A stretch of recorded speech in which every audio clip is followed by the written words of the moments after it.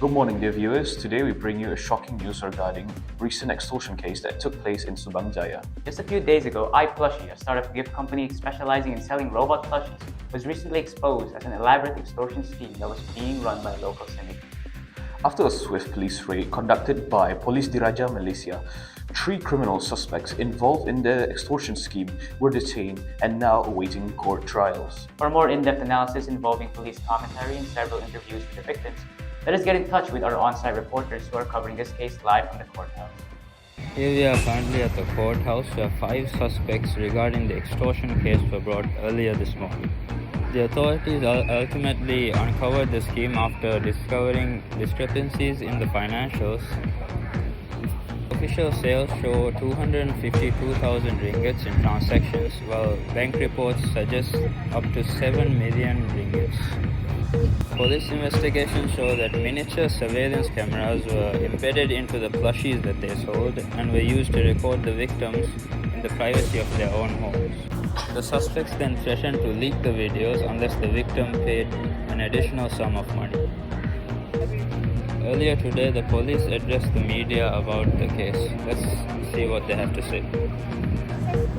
5 suspects were arrested following a raid conducted earlier this week, and the case is now being investigated under Section 384 of the Penal Code for extortion, along with other relevant offences.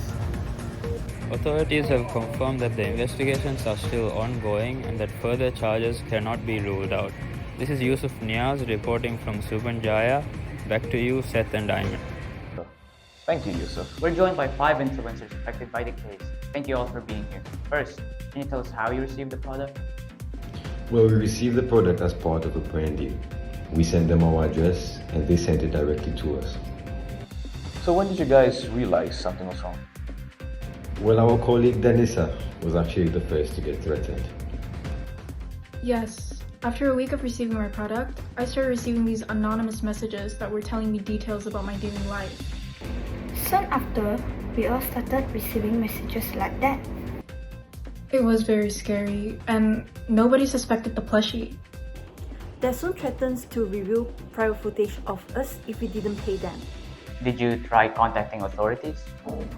Well, there was nothing we could do, honestly. If we reported it to anyone, they would have released the footage and our careers would be over. It was very risky to do anything because our livelihood relies on our public image. How did you guys react when it was revealed that it was the plushie the whole time? I think it's safe to say it was very terrifying. That incident made me fear for my privacy every day.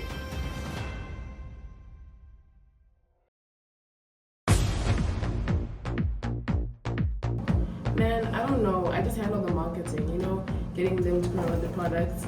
They told me to contact agents and that's what I did. I didn't know anything about what's inside the product at all, okay? I didn't deal with the technical side at all. I'm completely innocent. I designed the internal hardware. I was very skilled in making it, but the plan escalated. At first it was just data collection, but for market research. Then someone realized the footage could be monetized. I won't deny it. I built it, but I didn't create the blackmail strategy. Yes, we have to admit the extra money wasn't sales revenue, but it wasn't like I knew what it was. I just proceeded what I was told to process.